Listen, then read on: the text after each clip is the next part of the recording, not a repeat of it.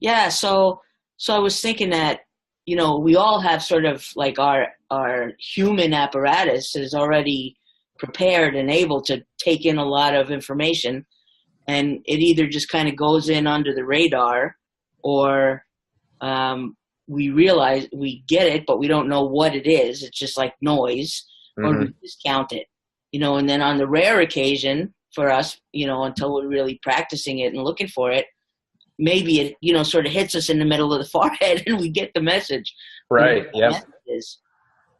And so I just want to talk with people about, how are you aware of perceiving, maybe what you call ESP or higher guidance or something? Yep. Um, and do you listen to it? For a long time, was able to recognize my inner voice, but it took Hmm. a lot longer for me to get to where I heard it, and then I actually like listened to it, right? Right. Yep. And Yeah. then maybe acted on it or whatever. Yep. So, how does that for you in your life? Well, there's two pieces. One, there is a very marked example of when I didn't listen to it, and had transferred to a new job, and it paid me considerably more than the job that I had at the time, basically a 50% increase. And, I was all excited about it, but there was a kind of a gnawing away at me that it wasn't what I should be doing, Mm-hmm. but I went with it anyway. And it was just a miserable experience. In a lot of ways. There were some good things that came out of it, but overall, it was just a really hard thing to be doing. Um, so there's that element of it. And honestly, that kind of inspired me to start, not kind of, it definitely inspired me to start listening more to that voice, Mm-hmm. and get acquainted with it, and like you say, to begin to trust it, because getting that kind of intuitive hit is one thing, but to act upon it and to live your life in accordance with that, and with harmony with it, is a different thing, right?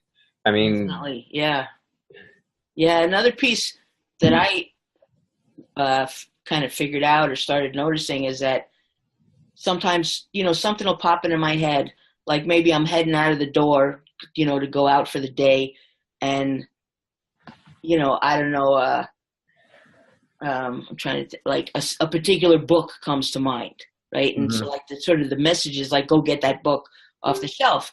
And if I stop and say why, and I look for some, kind of right brain or left brain, which, some rational reason, right, I'm not going to find one, right? I'm like, I'm in my house, I'm on my way to my office. Why would I possibly need that book? It's not on my game plan, right? But I find that the more and more I try to listen and follow through on those little hunches, yep, the more I get to see that there's a reason, right? Because maybe, I stop for coffee on the way and I run into somebody and we're talking about that book.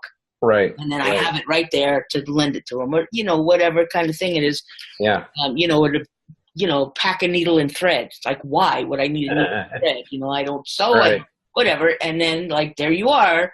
And the needle and thread is the perfect thing, right, exactly, yep. So to hear it, to heed it, to follow it, and to not like looking at the ways that we tend to discount whatever it is, that just came out of nowhere, or because there was, something on TV last night. We try to rationalize away whatever it is that's coming in. Yep. And the more that I can just receive it, and then be like, okay, now what? Now, like, well, what do you want me to do with this piece of information? Hmm. Hmm. Instead of asking why. Why is not usually a helpful um, question in that context.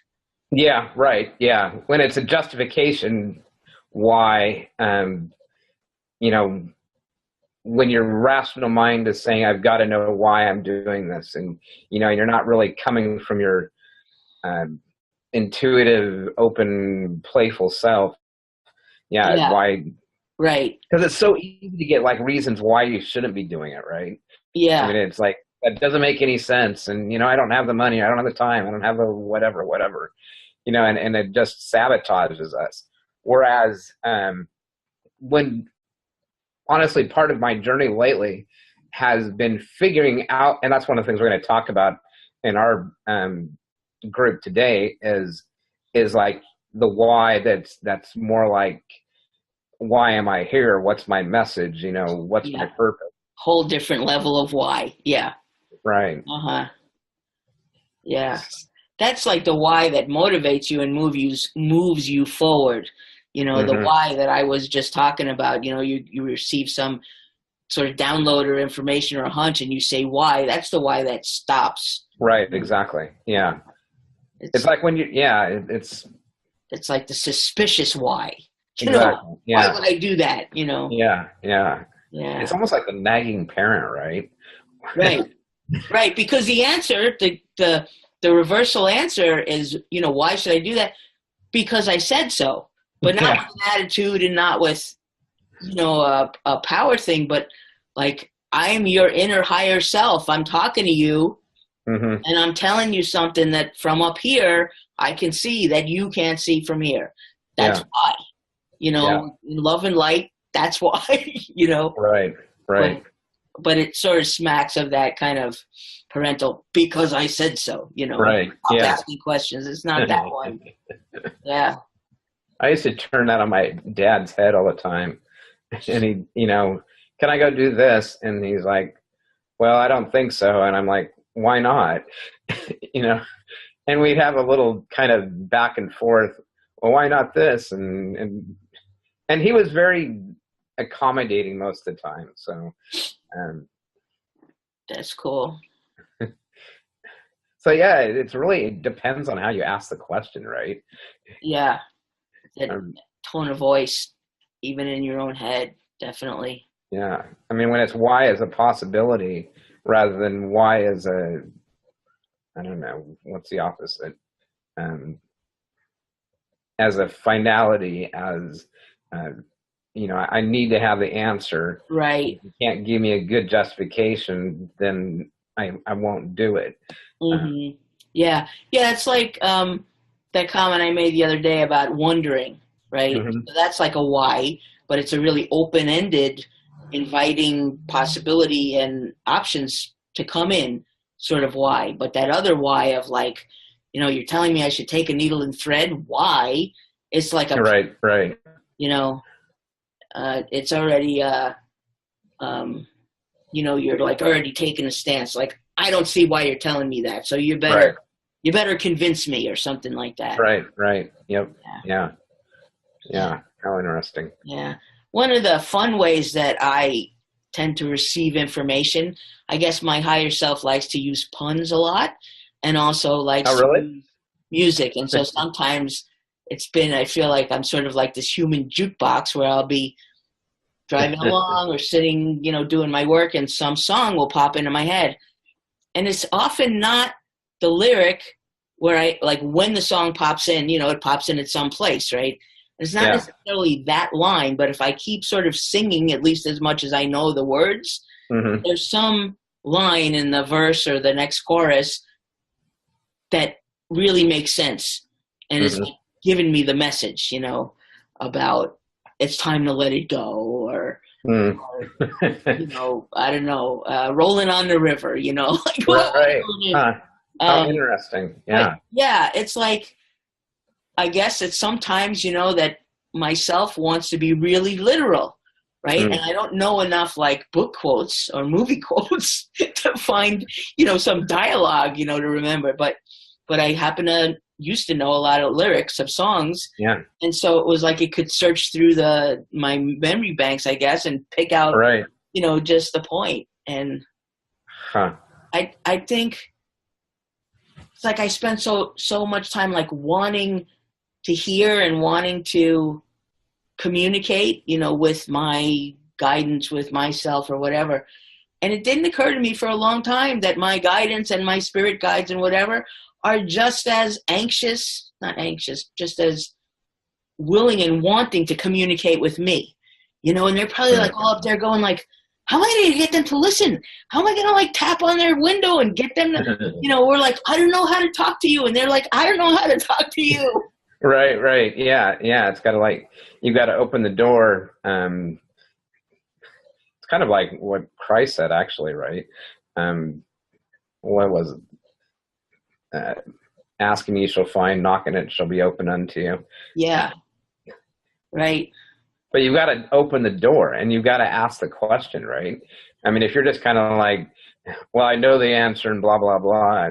If you're stuck and not like approaching things as a possibility, then you're not going to get that answer, right? Right. Yeah, asking and thinking, maybe you're not worthy of the answer. You don't deserve the answer, or you only get the answer if you do X, Y, Z, blah, blah, blah, blah, blah. And instead, right. I think, you ask the question, you open the door, and then you find out that the one with the answer is right on the other side of the door, just like with it already right. down on a note to hand to you or something. And so it can be that simple, of asking and receiving. And yeah, well, when you let it be simple, it is simple. When you make it be hard, it's hard. I mean, it's like you've got to. What I always say is you've got to get out of your own way. You've got to let the things happen that are meant to happen. Yeah. And we don't, and those things don't happen when we're resisting them. When we're saying, well, it has to look this way for this to happen, and so the magic doesn't happen. Right. Yeah, because it seems to me like life tends to conform to the rules that I think it runs by. And if my rules are, no pain, no gain, or it's got to happen this way or that way, and then, or if part of my rule is that I don't know all the rules, so I can't do the right thing, there's that struggle built into it too, right?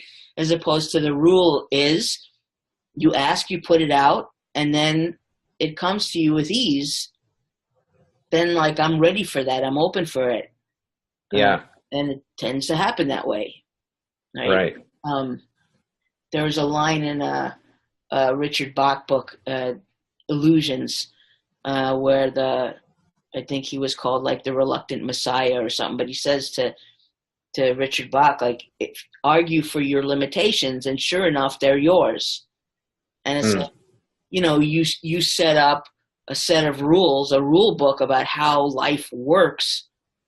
Right. And yep, that's how life works until you change the rules, And that's my spoon bending thing, right? I mean, the rule is a spoon, a hard, stiff, unbendable, more or less object. And if you just go in and say, what if it was different? What if that wasn't the rule? What if sometimes it was a different rule? And then you bend the spoon. Yeah. Have you got any videos of that? Of you doing that? Yeah. I got a few of those. Yeah? Huh. Yeah. And actually I want to get a Zoom going and just invite people to do that and walk them through it. And I sort of keep stalling, like, I'm ready. And I think, well, maybe people don't have spoons. How much time do they need to go and find a spoon? What would it take for you to find a spoon that you were willing to, no longer be able to use as a spoon? Probably not long. Maybe it would take me a minute to go walk into the kitchen and, get some. Okay, but, like some people don't want to use those spoons, right? So I'm thinking, all right, so you find a thrift store or a Target or a Bed Bath. You go into Goodwill and they've got this freaking big tubs of them. Yep. Yes. And I made a video and posted it in a JV group about how to choose the right spoon. Oh, really? So I think maybe what I should do is like post that again and post a date for the training. Yeah. All right. On your mark, get ready, get your spoon, and we're going to do it. Huh. That is cool. Yeah. I know my mind is like going crazy right now. It's like, that's impossible and blah, blah, blah. And it's, so yeah. I'd be very. Yesterday, I did that one. I don't know. I have bent spoons laying around all over the place. But yesterday I did that one. Wow. And then this morning, and even though I've bent a few dozen by now, I still start to think, well, maybe you're making this up, And so this one actually, and I was recording a little Zoom thing, and I said, if you can just bend it, that's no good. And so when I did that, it actually bent. I was like, okay, well, that doesn't prove anything. But today, when I came in to my office, what I did was I managed to twist it this way, which I was not able to just do, with my physical strength, and then to bend it sort of here, right. Definitely a harder place. And I mean, with a lot of force, I can unbend it, but, not just going like that. So yes, it is impossible until you decide it's not impossible. And how many things do we just assume to be impossible, or assume to be hard, or assume to be complicated, or assume I'm no good at that, I can't, whatever. Like we tell ourselves those sort of things all day long. Right. And don't even realize it, right? It's just how it is. I mean, you don't go around thinking, yep, I think a fork is a fork and a spoon is a spoon. You know what I mean? Yeah. Right. You don't even pay attention to it. Yeah. Yeah. I'm hungry. Give me a flipping spoon. Right. And in those moments, it's really good that the spoon does what it's supposed to do, because that's what you're looking for. But if you're looking for something else, like if you're looking for proof that you really change the rules in your own universe, then getting a spoon that is really useful too. Yeah. So yeah. That's what I love doing with people, and just letting that light bulb go off of, right. I mean, even most often people do manage to bend a spoon frequently on their first try. Sometimes it takes, they kind of like, gotta go sit down on their couch some evening and we'll get it. So the majority of people do. Some people don't, but even when I'm talking about it or teaching about it, I try to get to where like you're still getting the lesson from it. You're still getting the understanding. And just because you can't bend a spoon doesn't mean you can't bend reality. It means that particular venue maybe is not your thing. Right, right. Well, it's like a friend of mine who does, she has conscious conversations is what she says. But one of the things that she presented in one of her meetups was just the idea of stepping into an alternate universe.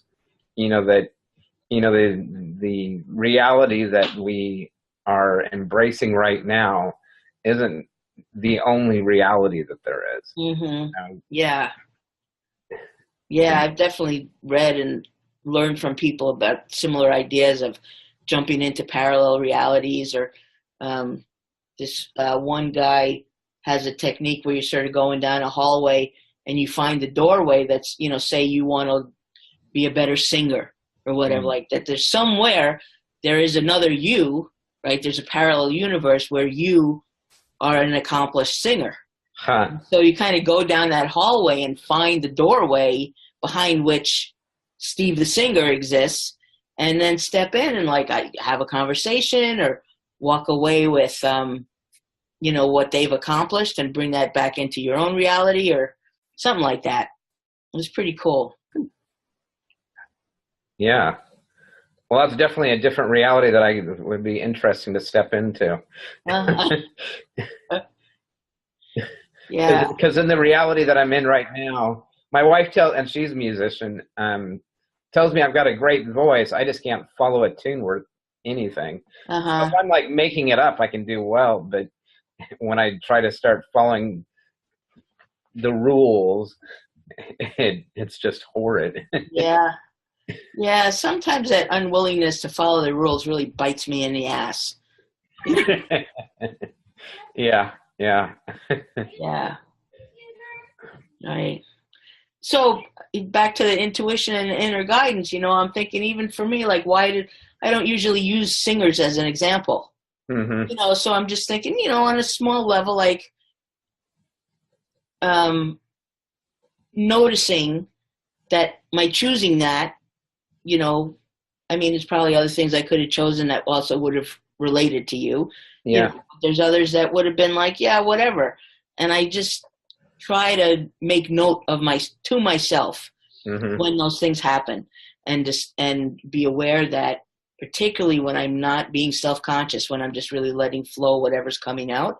Right. Times it's like kind of more right on than not. Yeah. Yeah. You know? Yeah. Well, and that's one of the things that's cool. I mean, one of the things that I discovered in doing the telesummit that I did in June was just how things just kind of show up when you're having what I call an inspired conversation. You know? And it's I mean, I've experienced that before in my writing, and I write a lot. And I also, do a fair amount of drawing and that type of thing. And so I've experienced it there, but that's like much more individual. I mean, it's not like someone is there involved in the writing or the drawing, but experiencing that in a conversation, is just kind of a cool thing, where both of you see things differently, or a new possibility, or a new conclusion. Very cool. And to be able to share the awareness of that too. You can both be like, whoa, look what just happened, or this amazing thing came in. Yeah. And I suppose I'm not, much of a Jesus follower, but didn't he also say, when two or more of you are gathered, like I'm there too? I'm paraphrasing. Yep. No, that's pretty accurate, actually. Okay. Yeah. And we have to show up as ourselves, though, right? We have to show up as our authentic, true beings, whatever that is. Right. Yeah. Because if we're not, I think we're not standing in that place. Yep. And I think that's the call that like all these spiritual leaders have is, that is to be our authentic selves. I mean, again, Christ talks about, how a little child shall lead them, and perhaps that's our inner child, leading us. That, that innocence and that playful and that's anything's possible type of way. And, and Buddha talks about, and I'm not as conversant in it, even though I've spent a fair amount of time with it. I can't quote verse, but just the whole idea of letting go and, and being present and, not thinking things have to be in a certain way.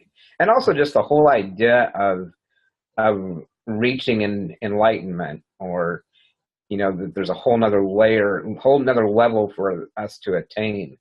I just think that's a cool idea. Right. Yeah. In Buddhism, actually, what I have learned is that basically they're saying that we all have Buddha nature. It already exists in us, and it's not like we have to go get it. It's that we have the obscurations that we can't see that. Right, exactly. Already. And that's pretty cool too. Yeah. But and exactly. I mean, it's that inner child, that divine person, that however you want to phrase it, is already there. It's just, you've got to remove the things that aren't it, right. Yeah. Which again is sort of that idea of like, well, is it something out there that I have to work really hard, no pain, no gain in order to attain? Or is it already here and so simple that I can't even comprehend it because it's too simple to think that it's real? And it's generally that. I mean, it's, and Mihaly Csikszentmihalyi, or however you pronounce his name, who wrote about flow, that whole idea of when we're doing what's like natural for us and right for us, then we just lose all track of time, and that's, a kind of a sense of ease and our natural gifts, whatever that may be. I mean, some people are naturally great in inventing things. Other people are really great at, composing music, and, it's right. But they each have their area in which they experience flow. Yeah, I think to me it's a sense of you're being, you're not doing. I mean, you're doing, if you're composing music, you're doing that. Right. You're not focused on the doing. You're just really being. Exactly. And sort of emanating whatever is coming through you. Right. Well, it's like you see in, all these cartoons and things about the writer who's got writer's block, and you see the wads of paper all over the room. Hmm. It's because they're doing and not being, right? Yeah. When you let go and just write and see what comes out without being, judging it or criticizing it, or saying this isn't it, that, beautiful things happen. Um, Yeah. There's a woman, Jennifer Huff, who teaches about kind of spiritual things, and she has a program. It's called Flight School, and it's okay. about just kind of being free. And okay, I'm going to lose my point though. Yes. So one of the like her phrases is it's about life living you. Mm-hmm. It's like not like us trying to bring through or create something.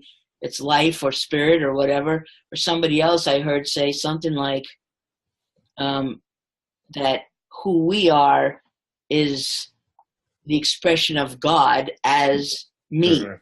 Yeah. Yeah. Like that's how in this version, that's how spirit's coming through. And your Mm-hmm. version, you know, you're Yeah. also spirit coming through, manifesting as you, Right. which is Exactly. like, we're not broken, we're not screwed up. Yeah. We're already that divine essence, just Yep. being us and Yeah. trying very hard not to be us, trying not to be something else or somebody else. Right. Like, Right. Yeah. and the whole, it's like you could see like God being like, I just came down here to be you. Would you stop trying to be somebody else? Right. Yeah. That is so awesome. Because that's so true. I mean, it's like just getting out of our own way again. When we allow ourselves to be the natural and easy and not like carefree, but in a way, I mean, it's not like you don't care, but you're carefree in Hmm. that you're Yeah. not so stuck on things. Hmm. Yeah. I think that's what's awesome. Like I'm doing the ideal client discovery challenge in my uh, Facebook group right now, Hmm. and one of the processes in that is to draw like a kindergartner, you know, Yeah. and to see what happens when you do that. Because I mean, we get so stuck in well, it has to look like this, or I need to put this in there, or whatever. And Right. when you just express like a little child, I mean, it's not like they don't sit there for 10 minutes figuring out, well, what the heck am I going to draw? And they just Yeah. Right. Right. They want crayon to in draw the a hand, like tree, but going. it's got to have the roots need to be what. Yeah. I actually, when I first read about the challenge and the part about the kindergartner drawing, I wasn't, um, I don't know where I was. I didn't have, I didn't feel like free to just be the kindergartner, and I was just had a pen on or something on my iPad, and I was trying to do something, and I realized at the moment I couldn't let go of all my big ideas about who my ideal client is and how I didn't have the capacity to draw that. Hmm. And Yeah. so I know that when I sit down and really allow that kindergartner to come through, it's going to capture the essence too, because Hmm. it's not about is it this, is it that, is it, like what concepts is it? Right. It's I'm going to find the feeling of it. Hmm. Yeah. Well, So it's totally eye-opening for me. I got things that I had no idea that were so important to me. You know, hmm so yeah, that's just life in general. When we express ourselves and be the person that we are naturally, it's just amazing what comes out of it. Whereas yeah.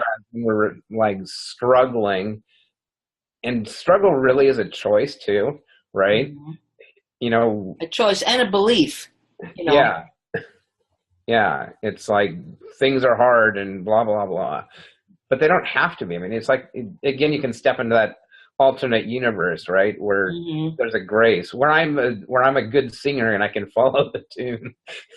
Yeah. uh, but but yeah, and there's just so much out there.